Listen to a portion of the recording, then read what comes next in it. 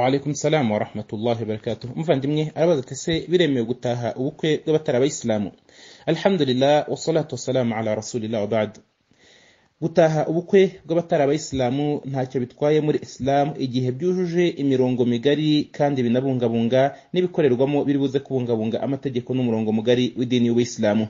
Ahangaha iyo ahantu umuntu ari cyangwa se ashaka kujya, haba ari mu Bayisilamu cyangwa atari mu Bayisilamu, icyambere aba agomba kureba no kureba imirongo migari y'Ubuislamu yaba yubahirijwe, akaba aribwo ajya ku bindi yabitubahirijwe akamenya neza ko aho ngaho adakwiye kuba hari muri iyo mirongo migari. Urugero ni nko kutabangikanya Imana, haramutse ntabangikanya Imana ari buze kuhaba, haramutse nta kubeshya, urugero mu misango n'ibindi nk'ibyo ngibyo bibamo, haramutse nta miziki iri buze kuba ihari, haramutse nta kwambara ubusa kuri buze kuba guhari, haramutse nta bisindisha biri buze kuba bihari, n'ibindi mu mirongo migari y'Ubuislamu butemera ko umuntu avogera. Ibyo byose biramutse nta gihari, ntacyo bitwaye ko umuntu yahajya. Wallahu a'lam.